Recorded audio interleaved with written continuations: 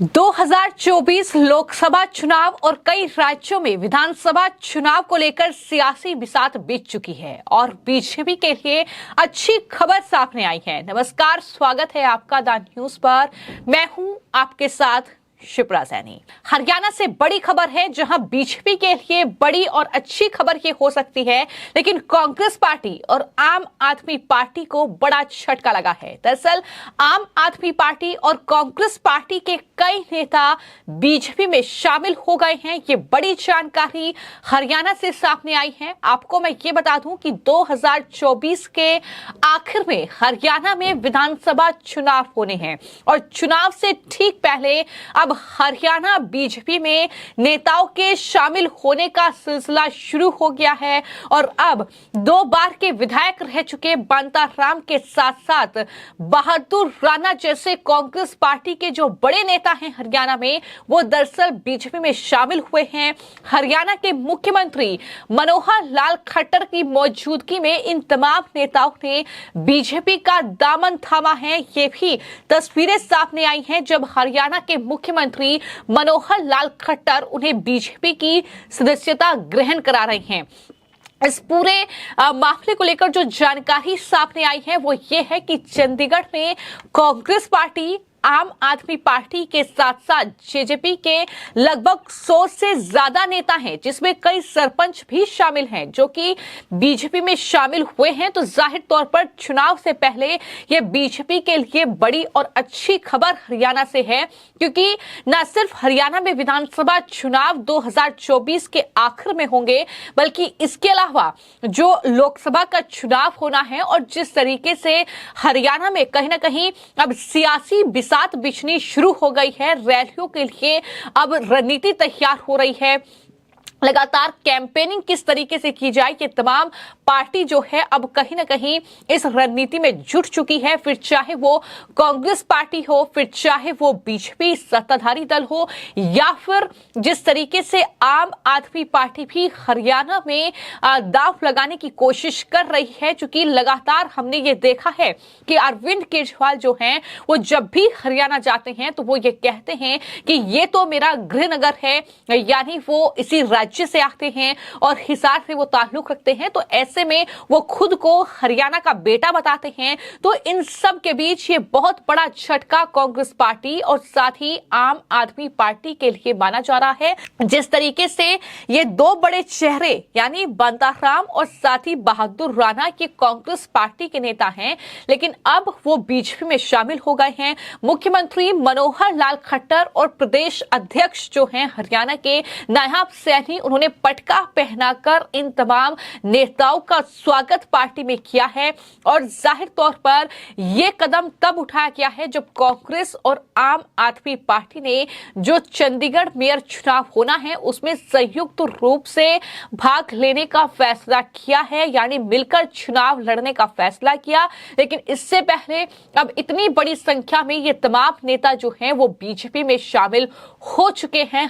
जैसे ही ये नेता बीजेपी में शामिल हुए हैं, बाकायदा हरियाणा बीजेपी की ओर से एक पोस्ट किया गया है और ये लिखा है कि आज पार्टी की नीतियों और राष्ट्र हितैषी विचारधारा से प्रभावित होकर मुख्यमंत्री मनोहर लाल खट्टर और साथ ही प्रदेश अध्यक्ष नायब सैनी की उपस्थिति में बीजेपी परिवार से जुड़ने वाले सभी जनों का स्वागत है। ये ट्वीट उनकी तरफ से किया गया है। हमें पूर्ण विश्वास है कि आप सभी पूरी निष्ठा से कार्य करेंगे और तीसरी बार केंद्र और राज्य में बीजेपी सरकार बनाने में निर्णायक भूमिका निभाएंगे। ये बड़ी पोस्ट एक तरीके से बीजेपी हरियाणा की ओर से की गई है, लेकिन इस मौके पर हरियाणा के मुख्यमंत्री मनोहर लाल खट्टर भी मौजूद रहे। उनकी मौजूदगी में इन नेताओं का बीजेपी में शामिल होना जाहिर तौर पर यह संकेत दे रहा है कि हरियाणा में जो चुनाव होने हैं, लोकसभा के चुनाव और उसके बाद हरियाणा विधानसभा के चुनाव, जो कि कई मायनों में काफी ज्यादा महत्वपूर्ण होने वाले हैं, और उसके लिए अब बीजेपी की रणनीति जो है वो तैयार होनी शुरू हो चुकी है।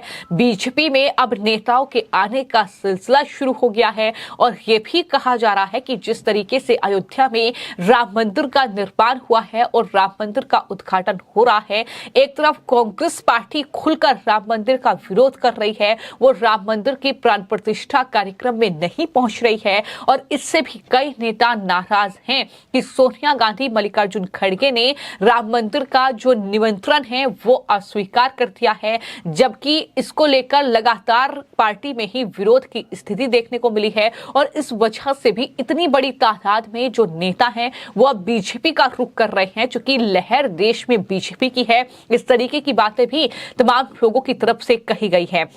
लेकिन वहीं पर इस मौके पर हरियाणा के मुख्यमंत्री मनोहर लाल खट्टर ने भी बड़ा हमला इन तमाम विपक्षी दलों पर बोला है और ये कहा है कि पोर्टल को बंद कराने की बात कहने वाले विपक्ष के नेताओं की राजनीति जनता इस बार खत्म कर देगी, ये उनकी तरफ से कहा गया है। उन्होंने साथ ही ये भी कहा कि पार्टी की रीति नीति के बारे में बातचीत करते हुए कि बीजेपी पहले देश, फिर पार्टी और फिर कार्यकर्ता के सिद्धांत पर चलने वाली पार्टी है। उन्हें उम्मीद है कि दरअसल पार्टी जो है उसमें जो शामिल नेता हैं वो अच्छा कार्य पार्टी के लिए करेंगे। ये तमाम बातें उनकी तरफ से कही गई। मनोहर लाल खट्टर ने ये भी कहा कि बीजेपी में स्वार्थ से ऊपर उठकर काम करने वाले लोग हैं और हम सभी के लिए देश सबसे पहले है।